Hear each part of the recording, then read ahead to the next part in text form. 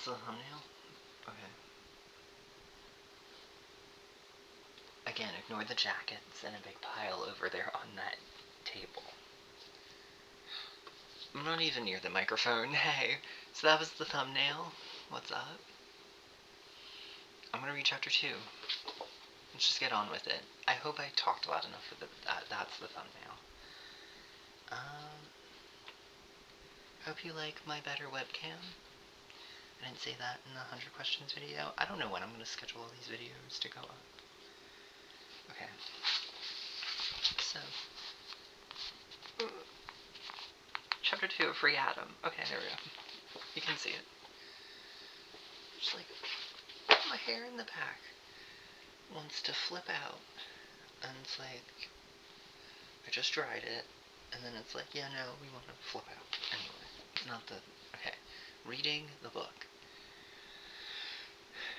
My father, solid pink handsome, used to say that he was a professional golfer and an amateur painter. His actual career was knowledge I was not fully permitted until the age of 13, when it conferred on me, along with the right to read from the Torah. I always liked his watercolors, orange pale, reminiscent of Arizona, but not as much as I liked the cartoons he could draw. Never if one asked or begged him to, not even if one cried. But when he was suddenly seized, magically, perversely, with the urge to draw a picture of a top-hatted clown on one bedroom's chalkboard in 7 colors. His comings and going inside the house, accompanied always by the stink of cigars and the creaking of whatever piece of furniture he had chosen to receive the weight of his gangster body, were a great source of mystery and speculation for me on those nights when we'd both be up with insomnia, the family disease. I resented the fact that because he was old, he could roam around painting, reading books, watching television while I had to stay in bed, trying to brutally make myself fall asleep.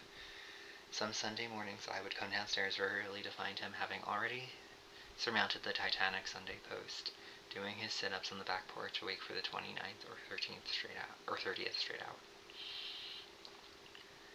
Before the day of my bar mitzvah, I was certain that with his incredible but rarely displayed powers of mind in my body, my father had a secret identity.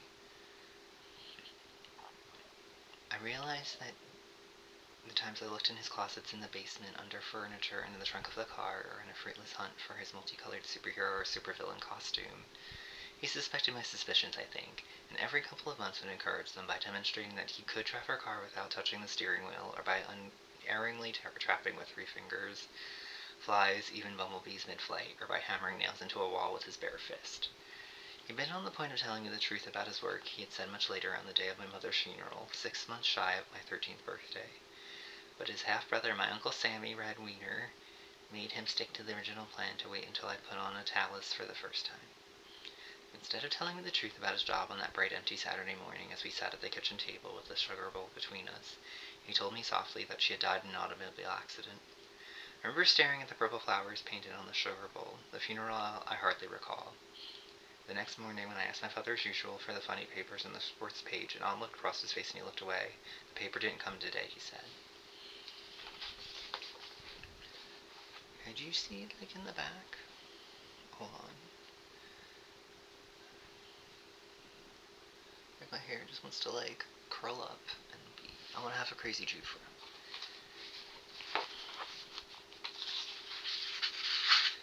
Intermission, as we're on page 20. Marty had moved in. He had come to stay with us in the past, and I liked him. He knew a poem about Christy Mathewson, which he would recite as often as I asked, and once for an instant. I'd see the gun he wore inside his jacket under his left arm. He was a thin little man who always wore a tie and a hat.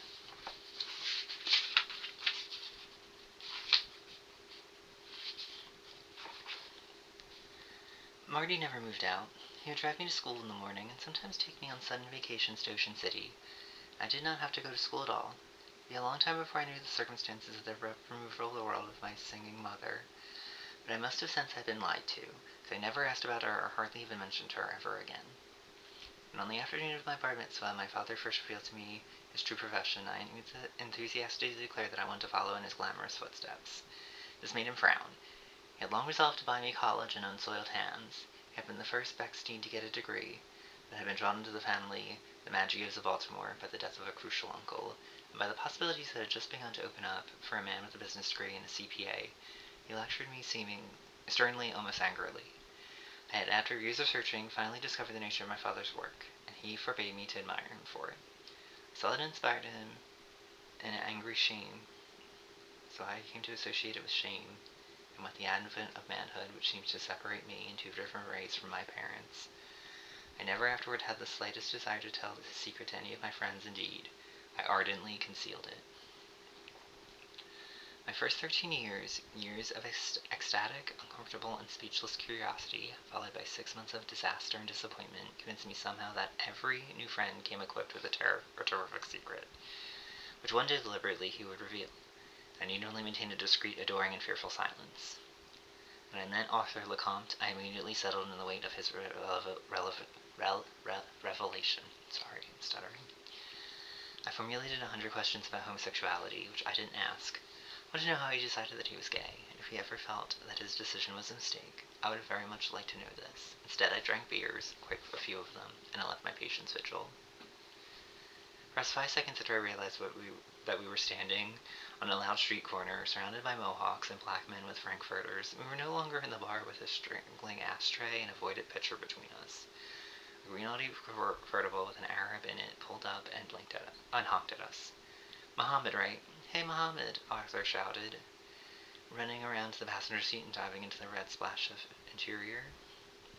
Hey, Mohammed, I said, and I stood still on the sidewalk. I had drunk very quickly, and wasn't allowing the action of the film too well. Everything seemed impossibly fast and lit and noisy. Come on, shouted the blonde head and the black head. I remember that we were going to a party. Go on, asshole, someone behind me said.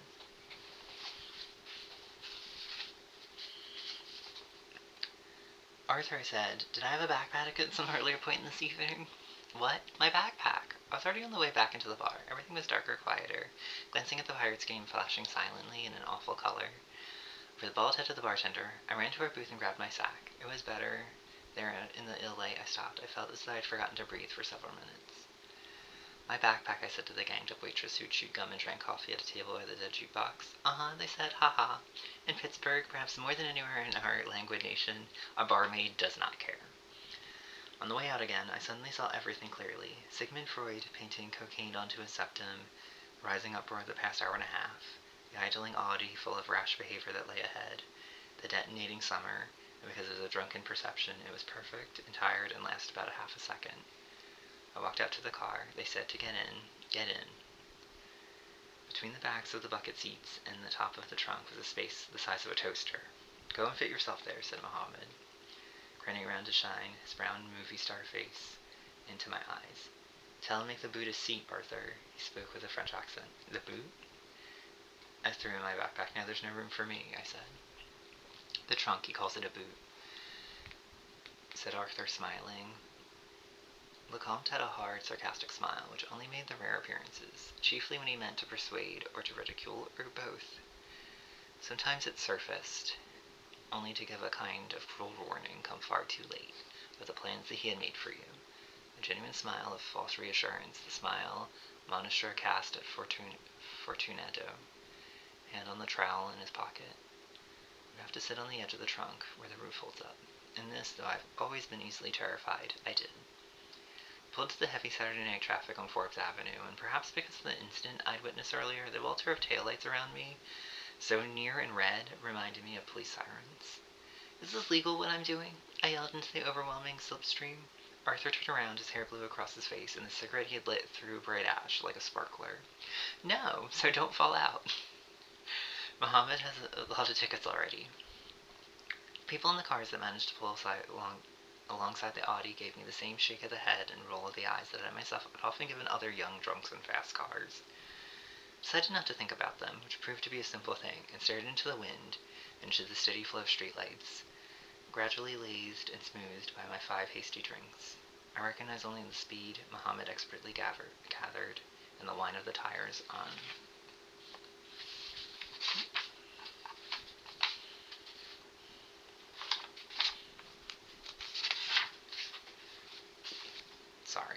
On the blacktop, so frequent near my head, and the wind died as we fell into a red light at Craig and stopped. I Took out my cigarettes and lit one in the momentary stillness. Arthur turned again, looking slightly surprised not to find me livid, sick, or half-conscious. "Hey, Arthur," I said. "Hey, what?" "You work in the library, right?" "Yes." "Who's the girl behind bars?" "Who?" "By the elevators on the ground floor, window, bars, there's a girl in there?" "You must mean Phlox." "Phlox? Her name is Phlox? There are girls named Phlox?" "She's nuts," said Arthur, with mingled scorn and enthusiasm. And his eye widened through something had occurred to him. "A punk," he said slowly. "They call her Mau Mau." When the light changed, Mohammed left quickly, only signaling for the turn after he was halfway into it. "What are you doing, Momo?" said Arthur. "Momo?" "Oh shit, we're going to Riri's," said Mohammed. He seemed to have just recalled that he had an actual destination. Momo? Riri's? "Should have kept going up Forbes, Momo," said Arthur, laughing at me. "Riri's house is straight up Forbes Avenue." "Okay, yes, I know, shut up." He made a U in the fortunately bare middle of Craig Street and pulled, with a loud rumor of tires, back out onto the avenue. Despite the 60-mile-an-hour wind, his black hair lay flat and shiny and motionless on his head, like Erstat's hair of papier-mâché and varnish. Another happy cloud of dullness bloomed and settled over my senses. I tossed away my cigarette and took up my position once more, clenching the chrome luggage rack behind me and taking great swallows of air like a jet engine. Ruby's house was a Tudor hugeness off of the campus of Chatham College, where her widowed father, Arthur, told me as we climbed the driveway to the front door. Taught Farsi, and from where he took many sabbaticals as he now had, his house poured light all over the immense lawn, and the neighborhood rang with loud music. "You are now glad that you came," Mohammed said to me, rather irrelevantly, shaking my hand, and he barged into the pounding foyer. "Gee, thanks. It's nice that your old girlfriend was so understanding." I faked an apologetic telephone call to Claire, explaining to the dial tone that something had come up. I wouldn't be able to make dinner, and I was sorry she had gone to much trouble for me for nothing, which last, I reminded myself, was certainly true. "Ah yes, where's Momo from?" "Lebanon."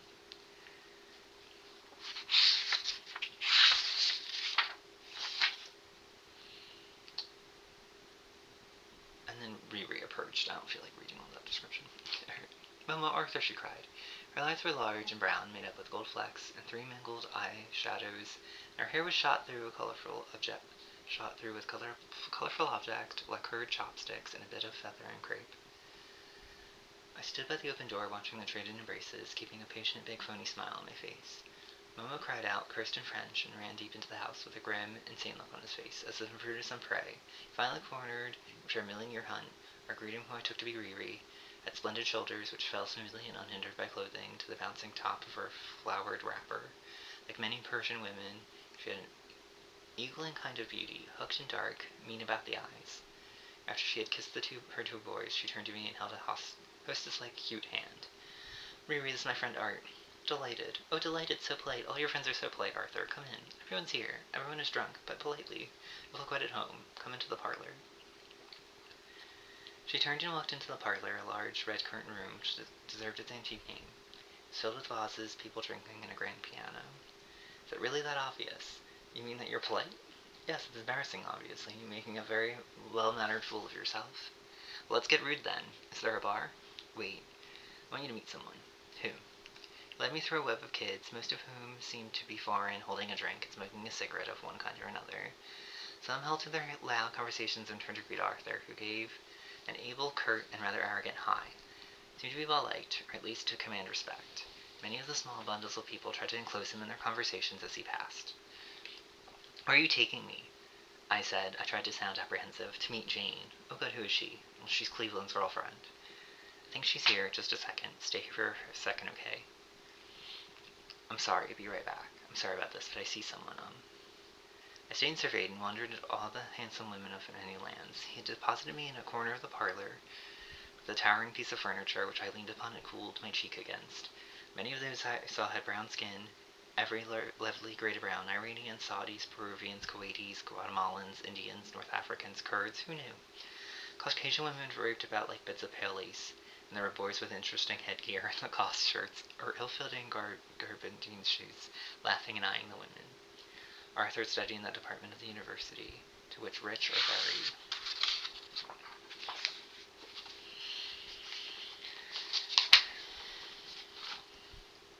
A progressively lucky foreign children are sent to learn and administer great sums of international money in the ills of their homelands. Diplomacy, he said, and I asked him where his future lay.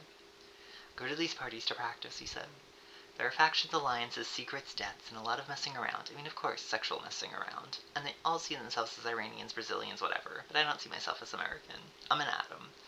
I bounce all over the place like a mercenary. No, not a mercenary. A free agent. A free atom. Isn't that something in chemistry?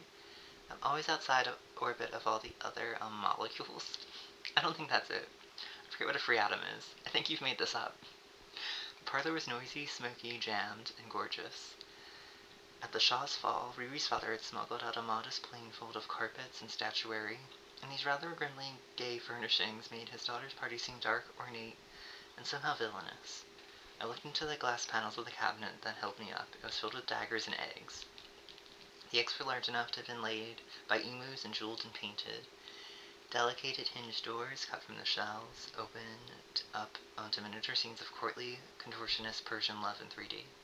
The artist had paid more attention to the figurines' limbs and genitalia than to their faces. Little twisted lovers wore that cow-like expression you'd see in Asian erotic art, which contrasts so oddly with the agonized knot of bodies. The daggers displayed their hilts, but hid their blades in fantastic sheets of blue velvet and dyed leathers. Scattered here and there on the glass shelves of the cabinet were cunning, identifiable implements of silver. What do you think? It was Arthur. Though his tone was light, he looked angry or preoccupied anyway. I think Riri's father was a white slaver. Say this is some party. I tried to get that tone of slogan in my voice, then I changed a slight indiscretion. Did you find someone? He evaded the question physically. He averted his eyes and blushed like a maiden, like Fanny Price in Mansfield Park. All at once I liked him. His firm grace with others, his unlikely modesty, the exotic parties he attended, the desire to befriend him came over me suddenly and certainly, and as I debated and decided not to shake his hand yet again, I thought how suddenness and certainty had attended all my childhood friendships, until that long, miserable moment of puberty during which I had been afraid to befriend boys and seemingly unable to befriend girls. No, he said at last, someone's already been found and disposed of. He looked into the glare. I'm sorry. Forget it. Let us find the lovely Janie. That's chapter 2. So if you enjoy me reading that book, please like, comment, and subscribe. A lot of people commented on the first video, which I really appreciate. Yeah. Bye.